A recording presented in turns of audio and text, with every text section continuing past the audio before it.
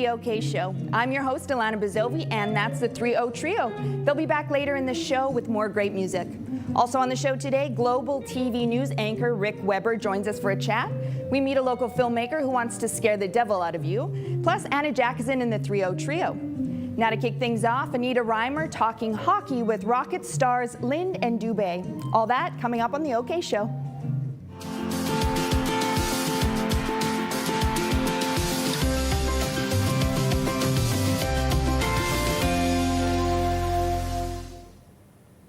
Thank you for that, Elana. I'm here right now with Kole Lind and Dillon Dube, two of our Kelowna Rockets superstars. So Kole, we'll start with you. How do you feel that this season is going for you? It's gone over pretty well, I thought. I think our teams went through a lot with injuries and whatnot. I think there's been, ups and downs to the season, but I think you can expect that from a team. And, I'm really proud of how we've handled it as a group this year. Awesome. And in your 3 to 4 years with the Rockets, what would you say that you've learned the most about yourself as a player? I think there's a lot of things you can say about me, but I think something that I've had to learn a lot about, moving on to this level is, being a 200-foot player and, being a guy. I'm a guy that wants to be relied on night in, night out, and, that's something that I've definitely learned about myself and, how I handle with the pressure on a nightly basis, I think, too. So you're great under pressure. I try to be. Awesome. Now, you have just signed a 3-year entry-level contract with the Vancouver Canucks. How do you feel about that? Really excited. It was something really special to me and my family. My parents don't get out here often, but they were out here when I signed it, so that was really cool to have them in town. And obviously, it's another step along the path to the NHL, and I think that's something that was a goal of mine this year. And I'm happy to get it done, but I think if anything, the work is just starting now. Yeah. It's quite a process ahead of you. Exactly. Who was the first person that you told when you got this contract? My parents and my little brother, I think, were the first people to know. I think my little brother's always been there for me, and he looks up to me a lot, so I think he had to be one of the first people. And then obviously my parents that have done so much for me, like every other hockey player, taking you to the rink early when you're a little kid, getting you dressed and, just being there for support along the way, too. Mm-hmm. And is there a particular Canuck that you're looking forward to, being their teammate? I think Brock Besser this year is a guy that you have to be excited about. He's having an awesome season this year, and unfortunately he's out with an injury now. But the way he's handled himself this year, and how he's done things is really cool. Awesome. And Dillon, let's talk about some international hockey since you've had this great, wonderful experience. How would you say that your international experiences have contributed to playing in the Dub? I think just the ability to play under pressure. Lots going on in that atmosphere, a lot of pressure throughout the tournament. And when you come back here, obviously Linder and I and guys like Foot are relied on every single night. So you have to deal with that and be able to consistent every single night to play under those circumstances. So just the pressure that comes on being a hockey player at the stage we're at. So I think just being able to handle that. Mm-hmm. Great. And how was it for you to be captain of the World Junior Championship? Yeah, it was great. I think it was, it still hasn't really sunk in to this day. I think when I get older, it'll just be more of something I accomplished. You can't really look at it too much now for me. I think it's in the past now. Obviously, at the time, it was unbelievable. And being able to go back with those 7 returning guys, the things that happened the year before, losing in the shootout, to get back to where we wanted to be, it was almost more for me to win than obviously representing the C and all that going on. But I think for myself, it obviously brought a lot of confidence to my game, but it's something that will have to sink in more when I go on with my career and realize that it actually happened. So what would you say is the difference between playing internationally versus playing in the Dub? I think there's 7 games in the whole tournament, and it's not as much as a grind as playing 72 games when you're on the bus, and a team might catch you when you're on your 3rd game in a row and you're just one team has no gas at all. So sometimes it can be lopsided, but when you're in a star tournament like that, everybody brings their best every night. So it's a lot faster just because you're 100% every game, and you have a lot more to lose on the line when it's 1 game elimination. Mm-hmm. Yeah. So you only get one shot. Yeah.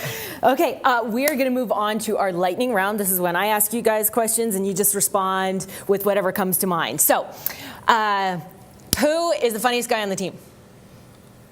Broden Salmon. Dillon Dube. Who is the best guy to bunk with on the road? I've had one this year. It's been Kindry, so I have to give it to him or else he'd be mad. I'd like to say myself, but my roommate this year has been Will Kushnerek, so I guess I got to do the same. Okay, so you guys haven't had a lot of opportunities for the roommate thing? Not too much. Okay. Who's the best at the NHL 2017? Whoa. I don't know if we play. I think we're more of a Fortnite team right now, Are to you? be honest. So, yeah, but the Fortnite, I give it to him, so I think we should compliment him on that one. But I don't think, lots of guys in previous years we played a lot of NHL. So Tyson Bailey, I would say probably. You were here with him too, and he was probably the best out of all of us. Yeah, he was pretty good. And Still leaving his legacy on. when Leif Matson first came in last year, actually, he made a bet with everyone on the team that no one could beat him, and people were beating him on the first day. So I don't know about that, but he thinks he's the best. Great. Well, thank you for the inside scoop. Thank you very much for joining us, Kole and Dillon. Wish you all the best. We're very proud of you. Thank you for representing Kelowna, for representing Canada. Wish you all the best with Vancouver and the Flames. And now we're going to go to Anna Jackson and the 3-0 Trio.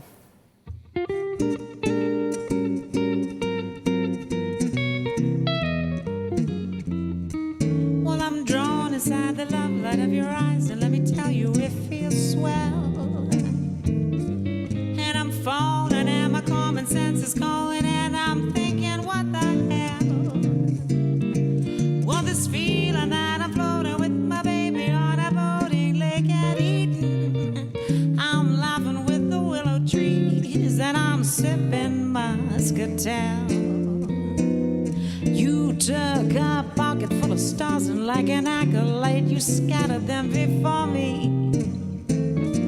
With such unrelenting joy, oh boy, you obviously do adore me.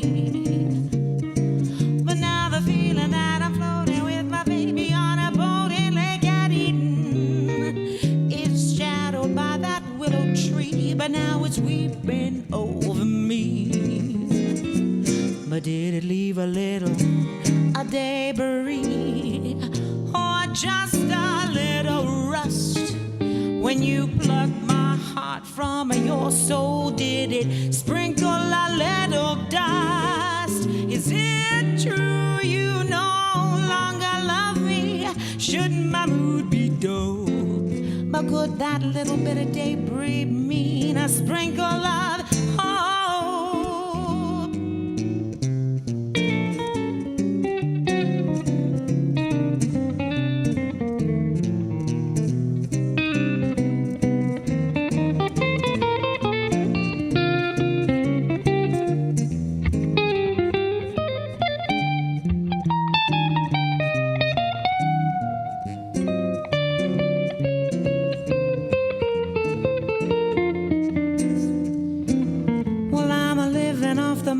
I felt safe inside your kisses and your charms. But now over toast, for instance, I began to feel a distance. Now I hear alarms. Oh, that coffee's cold, and baby, so are you.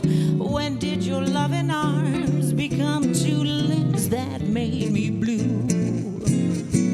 And will it leave a little debris, or just a little rust? When you plucked my heart from your soul, did it sprinkle a little dust?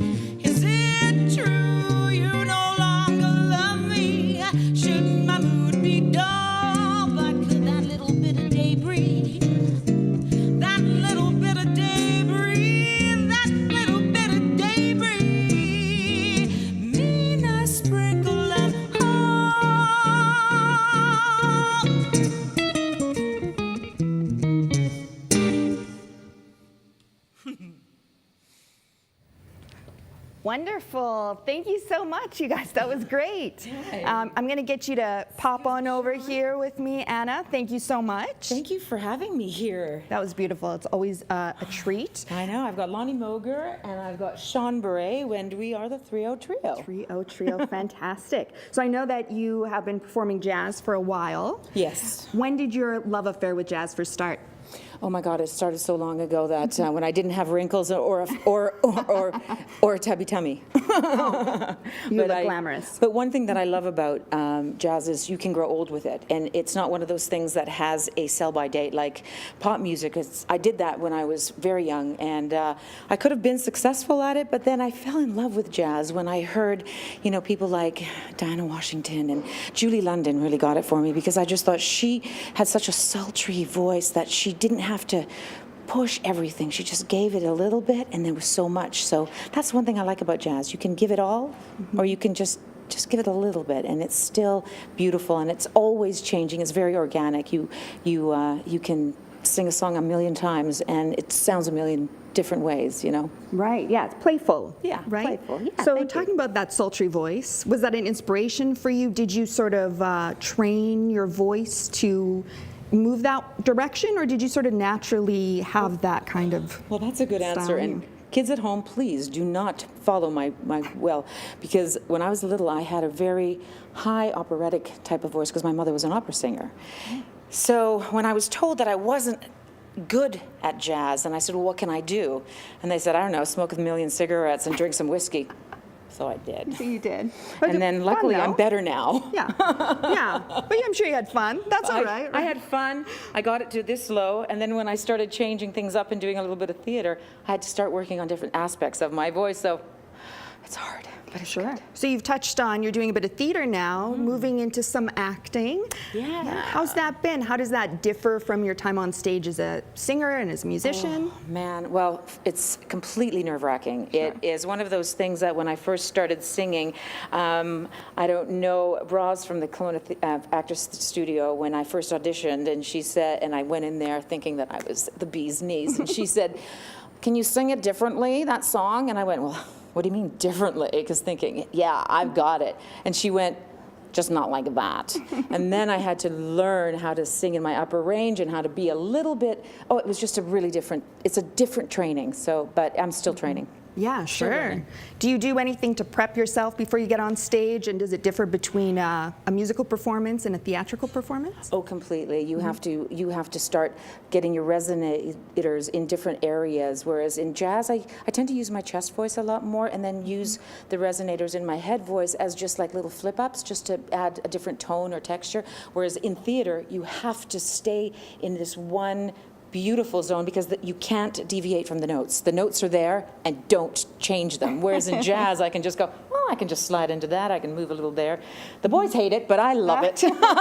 They have to adjust according to whatever kind of comes out. They're smarter than I am, so they know how to do all that stuff. So being a lady of the arts in the community, what are you hoping for the creative community in the Valley in the next few years? Well, I'm loving that people are getting a little bit more innovative, and there are more opportunities coming through with artists and singers and different genres of singing. But I'd love there to be a jazz club in Kelowna, and I'd love to run it. But I think that we need a little bit more live music venues that are made for live music, not just restaurants that put a band in the corner, and it's wonderful because we get to still play. But I think more live music venues that are more in a chilled, relaxed atmosphere, that people go there for that reason. That's my prayer. Wonderful. And in the meantime, people can still catch you at all those restaurants and locations They throughout can, town. and I'm lucky because I'm going to be singing April the 6th at the Gord Downey tribute. So I'm going to be doing a bit of rock, the Tragically Hip, and then I'm doing a little bit of choir with Neil Facey for the International Choir, May the 11th.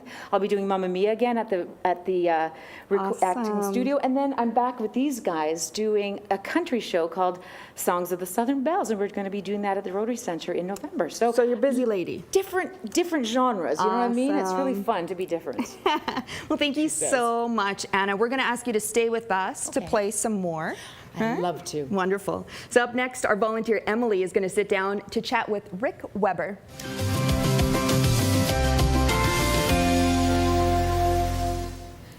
everyone, my name is Emily Strandebo, and I'm looking at getting into the movie and television industry. So I was wondering, how do I know what it's really like? What better than getting Rick Weber, a star on Global TV, to come and answer a few questions. I think there's so many things wrong about that introduction. There's some stars involved. I love the studio here, by the way, where you're working. It's bright, it's colorful, there are people, there's rockets going by. Yeah. Our studio at Global Okanagan is pretty much just an empty green room with 2 robot cameras staring back at you now. I can't believe that. It's just weird how, no people required, really. Yeah. So what got you interested in the industry? I know you had a bit of a different story because you didn't go to college. I didn't go to broadcast school per se, and Yeah. that's what most people are doing now, are going to places like BCIT and so forth, right? Yeah. But I actually my dad was in the Air Force, and we lived all across Canada. And I went to an open house in grade 12 in Summerside, PEI, at the local radio station. And I met some of the local radio DJs, and I was all starstruck. And that's so cool. I talked to the man who turned out to be the manager, and I told him I was thinking of going to Ryerson or some school someday. And he said, "Why don't you come in and record your voice? You can see what you're in for." And the next thing you know, I had an after-school job as a DJ, a radio DJ. That was in well, I don't know if I want to say. You don't have to It was say in 1976. Wow. So I played a lot of ABBA on the radio, Okay. right? Yeah, it was the top 20 show, that sort of thing, right? So that was my start in grade 12. So moving around, what were you like in high school? Were you in like theater at all, or? You know, I wasn't so much. I was really focused on the media. It's funny enough, my dad, as I said, was in the Air Force. We moved around a lot. We would spend time, say, at my grandparents' farm in Manitoba in the summer. And I would sit down and write a newspaper saying what was going on that day on the farm, like listing the top stories. I think I did a crossword puzzle and a weather forecast and a comic strip. And then my parents gave me a cassette deck for Christmas one year. I think I was in grade 6. And I started interviewing everybody in sight. I'd go around interviewing everybody, right? So it's kind of apparently all I was ever meant to do. Okay.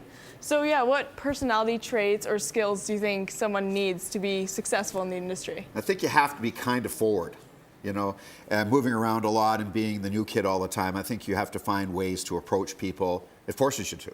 So Yeah. you can't be too withdrawn, you can't be too shy, because you'll miss your opportunity, right? Totally. And to be able to, you know, you need to be conversational, you need to be curious. You kind of have to know, like having lived right across the country helps, because you kind of get a certain background knowledge of what the rest of the country's like, what's going on.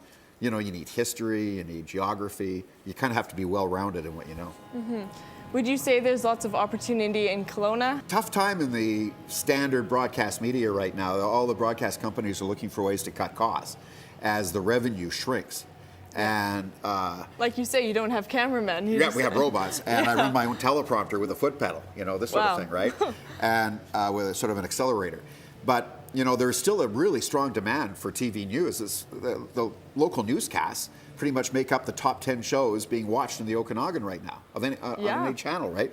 And so there's a demand, but the people who are going to get into the industry are the ones who are multi-talented. People, if you're good at both shooting and writing and editing, that's what they need. They want video journalists. The days of being specialized as a reporter or a cameraman seem to be pretty much over. Or if you're really good at being on the internet, posting stories on the web, as you know, the social. If you can social things, social's a verb now, right? Yeah. Putting stories on the web and social media.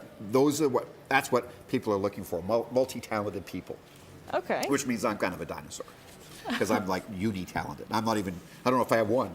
Oh no. Is there a way you want to further your career? Well, I've been at it 42 years now, and I want to stay in the Okanagan. You know, when I moved here, it was 27 years ago, and you always knew where you wanted to go next. I moved around a lot in the media, but I got to Kelowna and went, where else would I go? You know, the logical next step would have been Calgary or Edmonton or maybe. I don't want to go there. I like it here, right? So my aim, you know, is to stay until I retire, and I'm no rush to retire. What does a typical day look like for you when you wake up in the morning? My main job is to assemble the newscast and then anchor it at the end of the day, right? So I go in, check out what's going on, obviously across the country, locally, and then my job, I really enjoy it, is putting the local stories into our hour template and looking around at all the national, provincial stories that are out there, figuring out what Okanagan residents would like to see, because there's more news than you can fit even into an hour, right? Yeah, exactly. And so you build the newscast, you put it in order, you write the scripts. At the end of the day, you have a pretty good knowledge of what's in that hour, and you go and anchor it. And that's my day. And then at the end of the day, 6 o'clock rolls around, I'm done. And it's a fresh new day tomorrow. That's awesome. Yep. Well, do you have any last advice for anyone wanting to go into the industry? Well, if you're doing it just because you want to be on TV or you want to be a star, I don't think it's going to work for most people unless, I guess, they're incredibly talented. I think you have to know, as I said, you have to be able to write, you have to be able to do everything, you have to be curious. But for me, I've been very lucky that it's all I ever wanted to do. I never had to think about what to do. I've just done it all my life, so I consider myself pretty lucky. That's awesome. Well, thank you very much, Rick, for joining us. Thanks for having me. We'll see you soon.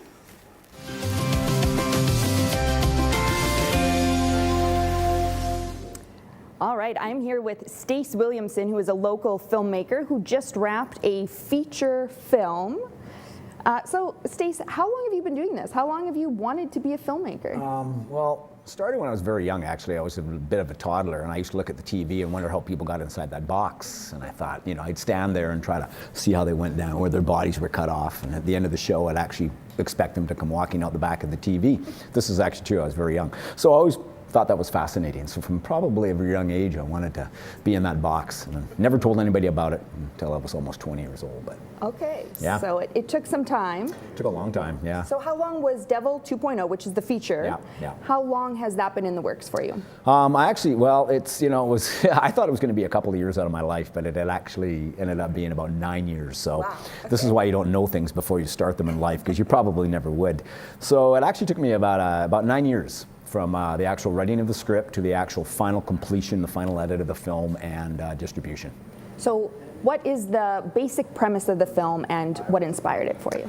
I would say the premise would be, the question would be, do aliens exist? Are aliens real? Do they exist? I would say the story of the film is probably, one man being chased by a vampire for 24 hours. Or so he thinks. That's what you get to decide as the film. As the audience, you get to watch it and go, is this guy crazy? Is he telling the truth? Or are these monsters, really real as he says they are? Of course, the authorities say he's just all, sure. delusional and sure. a mass murderer and killed everybody, and none of this is true. So like a light-hearted, family-friendly show. It's very friendly. It's very much, Swiss Family Robinson, Little House on the Prairie sort of fare, yeah. So you did basically everything for this. You wrote it, produced it, starred in it, directed it. Yeah. Did you do that, was that by design or was that out of necessity that you had to do that? It was more out of necessity. When I first started to do this, I knew I was going to need, somebody that I was going to be able to count on for a very long period of time, not just a couple of weeks or a couple of months, but, at least a couple of years, and like I say, it turned out being about 9 years. So basically, it was out of necessity. I didn't do it because I'm egotistical and I got to be this and I got to be that and that. It was just I had a chance to make this film, and I got some great equipment, basically a camera, and so I just ran with it. And I was basically writing the script on the fly. I had an idea for a story structure, but I didn't have anything fleshed out. Which usually it takes 1 year to 2 years to actually get a decent script, and this was pushed together in about 9 months. So I would like to have a little more time developing the script, but I didn't have that luxury. Here was the gear, we had to go now, and then the camera was sold to the Middle East, so I had no pickup shots, so I had to get everything in one take, basically, sure. And, see down the road, and hopefully 9 months from now, this will all edit together. So what other kind of challenges? Anything big that you came across, or was it a pretty seamless process? It was seamless, but it was a lot of work. There was a lot of focus, and just the dedication is amazing to make a film. I mean, you watch a film, you see how many credits are at the end of it, and it's. I just had a passion to make this movie, so I just went out and it was. I had to do everything because I didn't have a locations manager. I had to go find the locations. I had to find the cast. I had to write it, rewrite it, and I had to play 2 different parts, good guy and bad guy, and direct everybody else in the film as well. Right. And I was working for the most part with non-actors, so it was challenging and risky. I mean, my cameraman had never filmed a film, but he was only one of 3 guys who could operate the camera at that time in Western Canada. So he was a photographer. Right. So a lot of it could have gone wrong. There's many I would not recommend really, but doing a film this way, but sometimes that's how you have to do it, So if you do it again, when you do it again, you'll approach it a little bit differently. I would love just to be an actor, really, sure. Or just a writer. Yeah. I mean, even directing, I don't have a big passion for directing. Mm-hmm. I just, I did it because I had to. I didn't have anybody else to call on. You wanted the story to be told. And I had to know that it was going to be done at the end of the day, and somebody wasn't going to not complete it, because the film business can be notoriously you don't know, and the commitment was going to be a long time. If it was just like a couple of months or a few weeks, that would have been different. So after all this time, I'm assuming people are going to be able to see it pretty soon. When and where can we expect that? You can actually see it right now. It is currently on Amazon Prime, so you can stream it like Netflix if you get Amazon Prime. You can also purchase it on Amazon, and it's currently on YouTube. You can get it for, I think, $2. You can watch it. Awesome. So yeah, it was. It's quite a process. Well, thank you, Stace, for coming and talking about Devil 2.0. Everyone, make sure you check it out. Very exciting to see what Stace has coming up next. And now we're going to go right back to Anna and the 3-0 trio. Thank you. Tender conversations, whisper still and tranquil peace, aura observations when fear becomes deceased. That's why this feels so pure to me, washed in light and reverie, a silent knowing this is me in a memory made of bliss. Safe is the look in your eyes, true love is the appeal, illuminating radiation when brokenness is healed. My heart just feels so new to me, a blossom bursting sensory. Is it a wonder why I feel free in a memory made of bliss? I come to you as a damaged, hurting soul, bruised by verbal punches and negative touches. But time goes on, and such is life.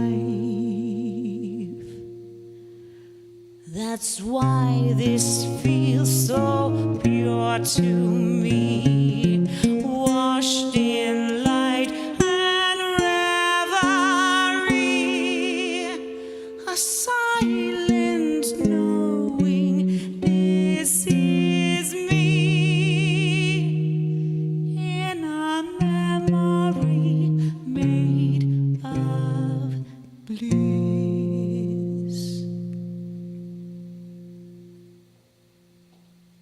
That was absolutely beautiful. Thank you so much.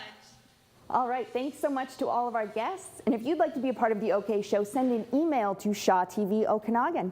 We're going to get these guys to play us something nice as we say goodbye. Till next time. Well, since it's summer coming, I thought I'd do a title called Summer Smile. Let's do this one.